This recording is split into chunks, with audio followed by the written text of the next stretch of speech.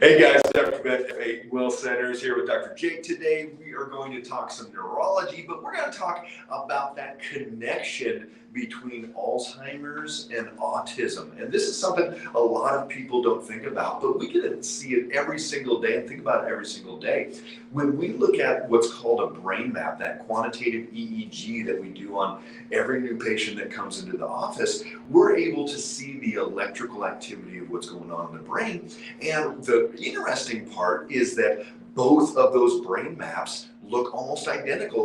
They're both on fire. So we're going to get into that. Dr. Jake's going to go through some of the neurology of what's actually going on. He's going to throw out some big words, so have your pens ready and take some notes. But you're going to know why these are so prevalent in this country. And I'm going to go through some of the stats. I mean, just staggering some of the information that's out there as far as what it's doing to affect our population financially, emotionally, all these different things. So welcome, guys. If you've got any experience with autism in your family or anybody with Alzheimer's, pop those down below. Any questions that you have. We know that there's underlying root causes for these disease states, and both autism and Alzheimer's are both a disease state. It's a disease state in the brain, a degeneration going on in that brain, and both of them can have improvement. Both of them can be prevented, and both of them can be improved as well. So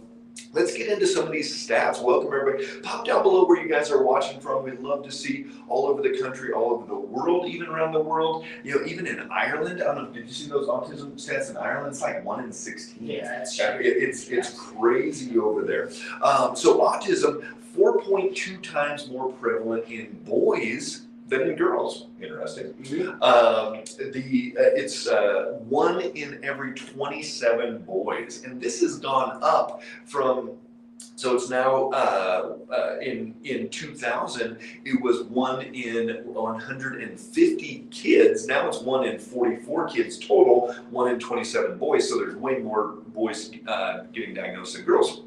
But we're seeing from 1 in 150 down to 1 in 44 just in 20 years. So you know, if that rate keeps going, it's going to be one in 10.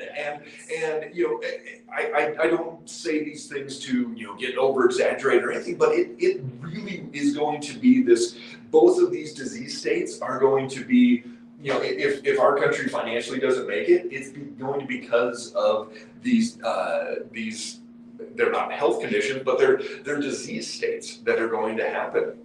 So here's a couple other things. $461 billion a year is going to be spent. They said by 2025, $461 billion a year on autism. Right now, we've got $321 billion spent on Alzheimer's. So think about that. So much energy gets put into Alzheimer's, but we're almost double the amount of money spent taking care of autistic people versus Alzheimer's. And only $500 billion is spent on education. So that tells you, and that's not a slam education or anything. That just tells you this is actually quickly going to become one of the biggest expenses there. Well, they're saying by 2050, $1 trillion a year on Alzheimer's. That's just plus, probably, if that's going to go up, then the autism's probably. So we're going to be spending $2 trillion a year just on autism and just on Alzheimer's.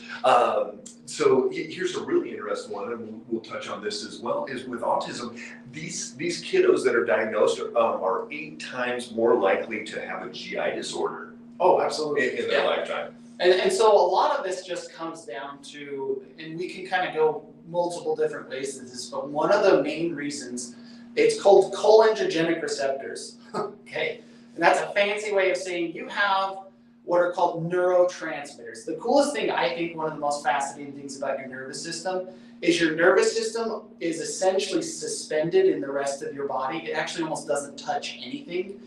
Even when the nerve goes down to touch a muscle or something like that, it actually doesn't touch. Or when two nerves come together, they don't actually touch.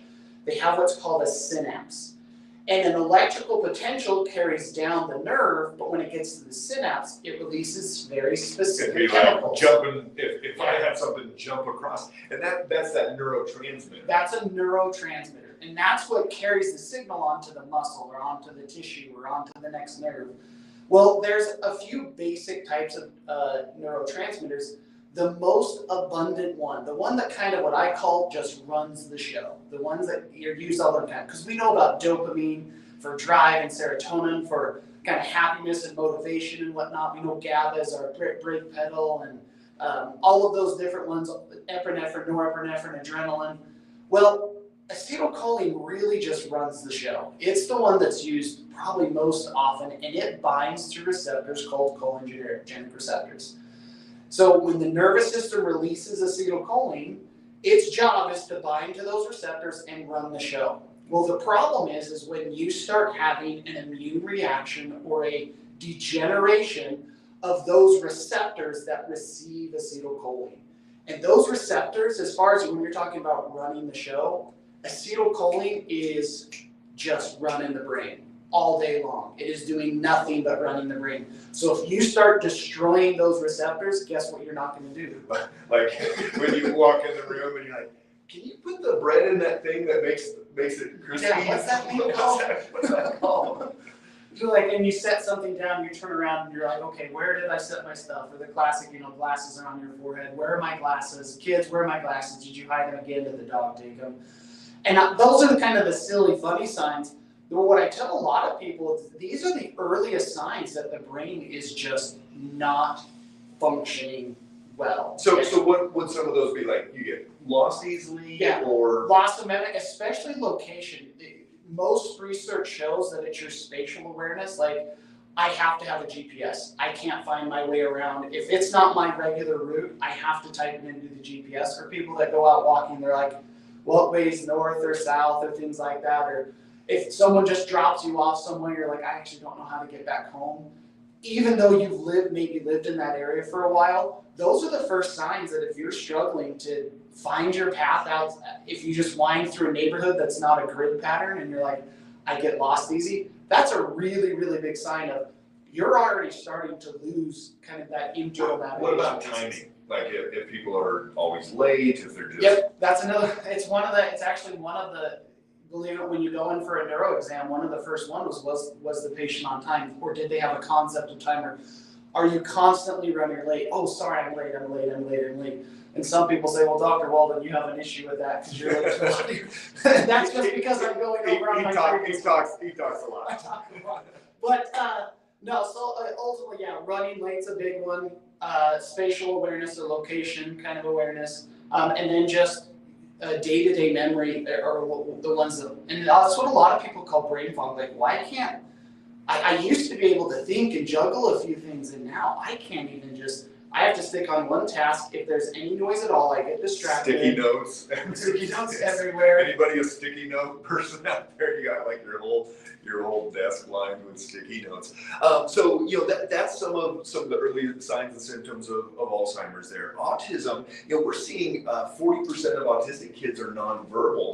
The thing that a lot of people talk about is, it's just there's more diagnosis now of autism. But I'm gonna go. Here's the deal. Both my parents were teachers.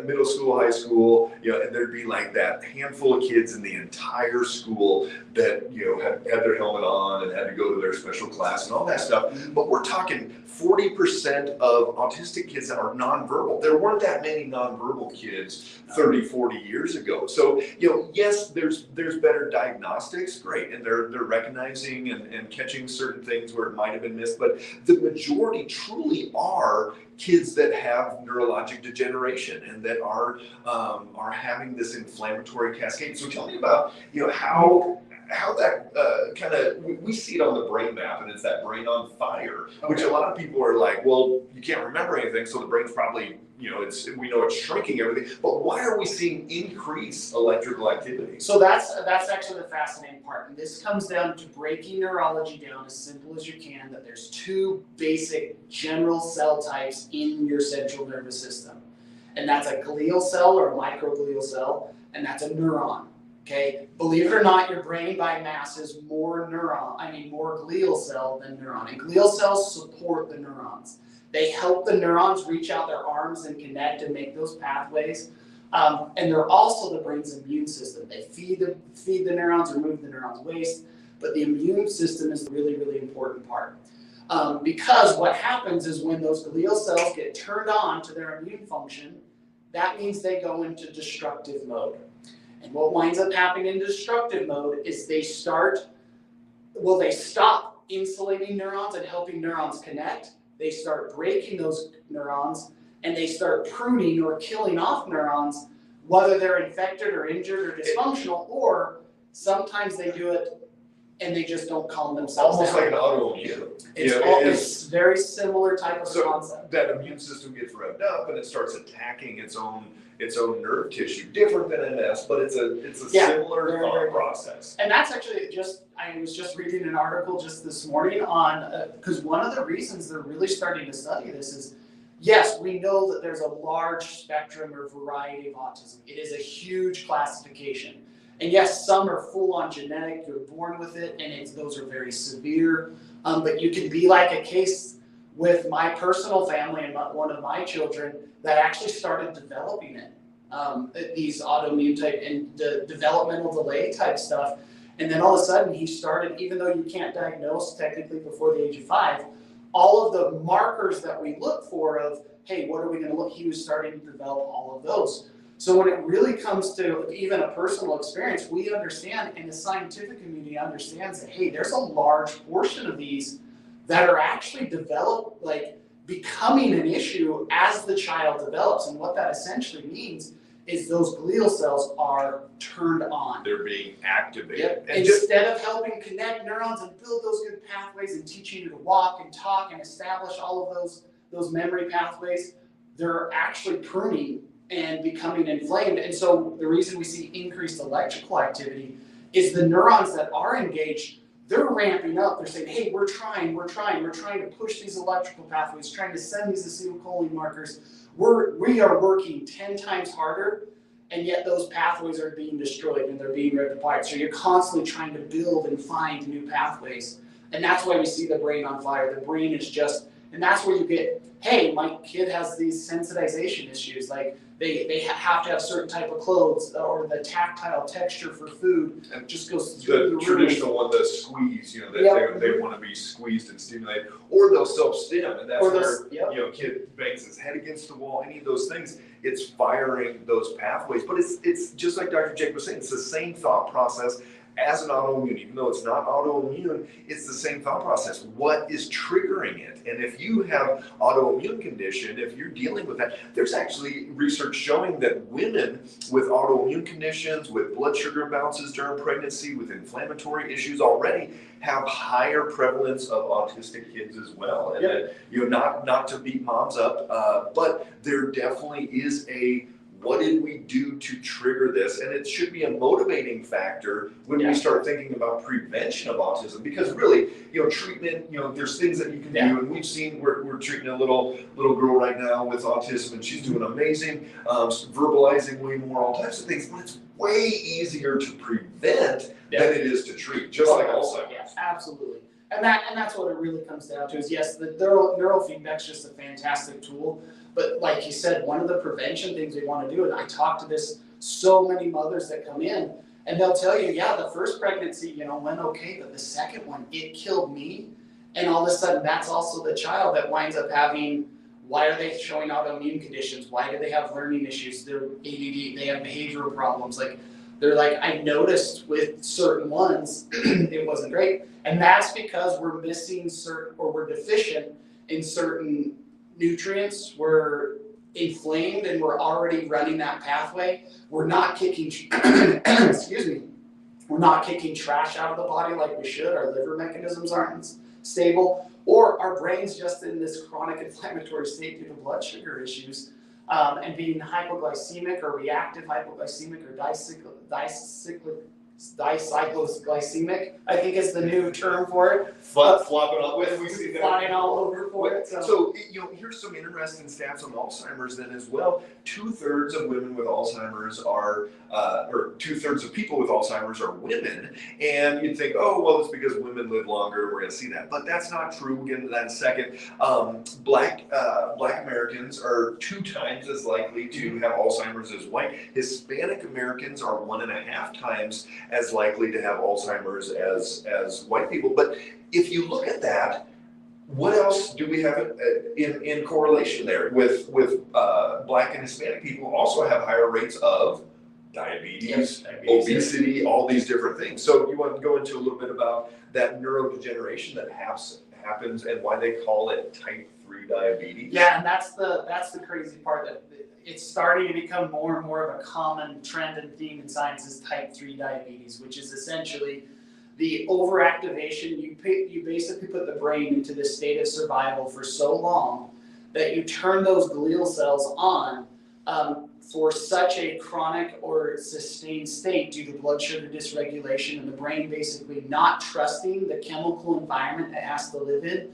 So it essentially has to choke itself off, because if you let all of those sugars bombard the brain, then it's going to just cause degeneration. It's almost going to cause, think of it like peripheral neuropathy, but for your brain, where all of a sudden you start getting pain and sensation loss and all this stuff. Well, if that happens to your brain, that's memory loss and everything like that. But what essentially it does, it turns those glial cells on, it's pouring gasoline on the fire, and they start chewing up the axons, or the little arms that those neurons put out, and that is exactly what tau proteins are. People think tau proteins, this is another thing I have to educate them on, is tau proteins are normal structural proteins. They help provide the structural integrity for your neurons, okay? So when you get tau protein bundles, it's because that structure has been started to be ripped up, and then those proteins happen to bind together in these globs, and they form almost, think of it like scar tissue. And scar tissue is kind of contractile by nature, and it binds up on itself. And that's essentially what happens in the brain. Now you have this big block that new neurons have to grow around, but the problem is those other glial cells are inflamed, overactivated, and they start chewing up those other neurons. So those pathways, instead of regrowing a pathway and regrowing those dendrites, those glial cells are activated, and they're stopping that from happening. And that's why not only do you see new memories are hard to create, but all of a sudden old memories, old habits, all of a sudden your joints start getting really, really stiff because your brain can't get information from your body. So your brain's not aware of where your body's at in space, so it goes into protection mode. So I can't move my arms. Why am I stiff everywhere and slow? It's because your brain is getting this really fuzzy signal. It's like, I don't feel comfortable where I'm at in space.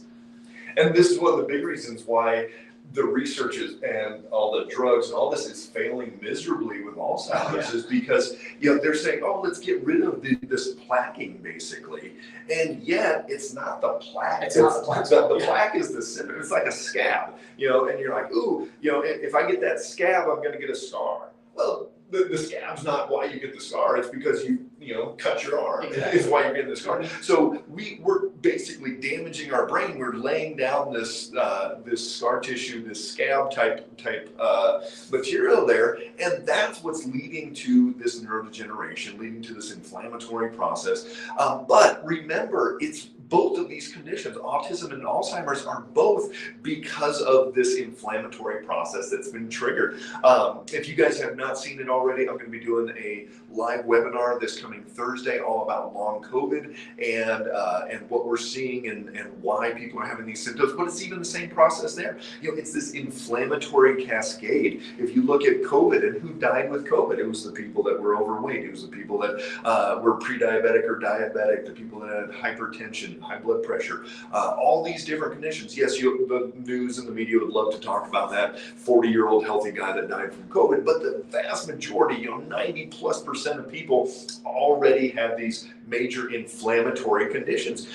That's why, again, even with COVID, Black and Hispanic people had higher death rates than white people did. And it's not just because of the genetics. If it is anything, it's the genetics of they're set up more for diabetes and some things. If you look at some Native American populations, was it like 80-90%? Dr. Jake lived in Alaska, and what are some of the rates up there? Mind blowing. I mean, you are in the 70s, 80% in some villages and things like that, as far as heart conditions, diabetes, amputations. I mean, we're talking like disease that has progressed rapidly. And it is sad, and that's why there's whole hospital systems up in Alaska dedicated to just the native population to try and help turn it around. But a lot of it just is, it does come down to that genetics play a part in it, but this is where a lot of this research are showing, especially with autism, yes, we know that genes play a big part in it, but what environment chooses which gene is expressed, called the study of epigenetics, that is ultimately what really drives this, is what environment do you put the body in to choose which genes are expressed or not expressed, good ones versus bad ones. I always say, not everybody that has the breast cancer gene has to get breast cancer.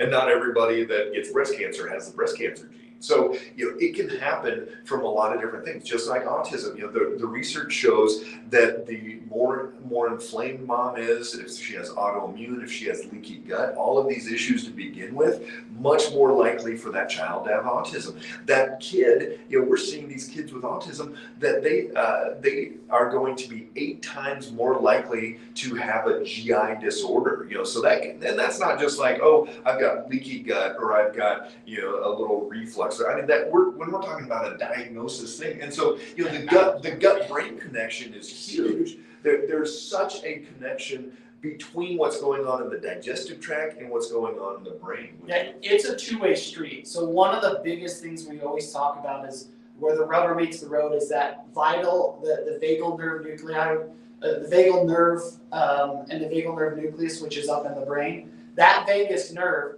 is essentially the thing that really, really controls all of that digestive process. But the cool thing, the good thing and the bad thing about that vagus nerve is it's a two-way street.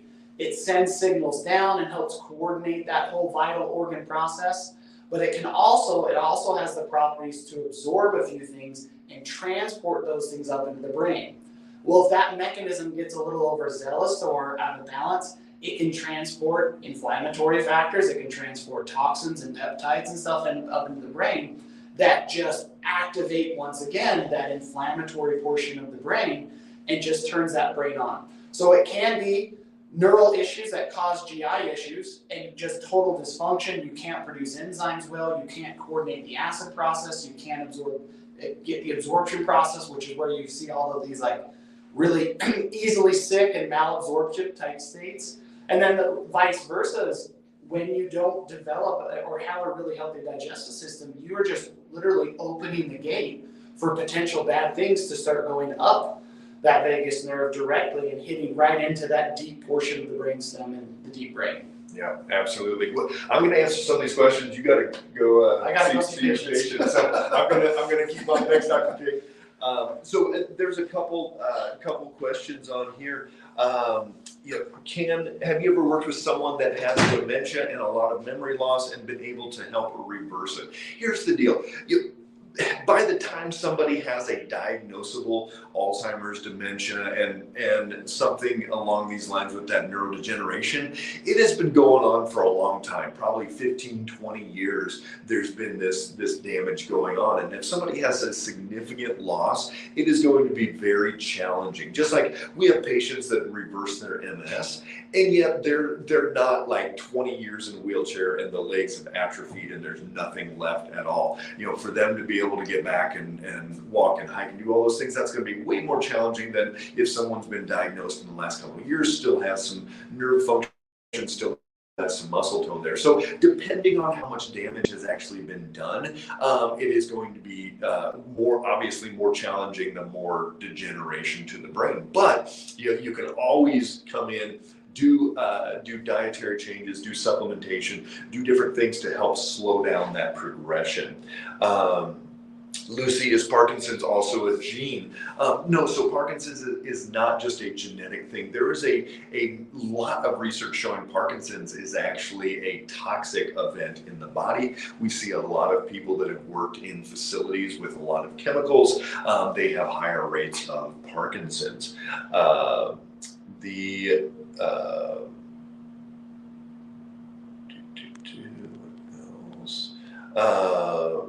How would you best support the vagus nerve? I run cold water over my face and neck in the shower for about 60 seconds for my thyroid and vagus nerve.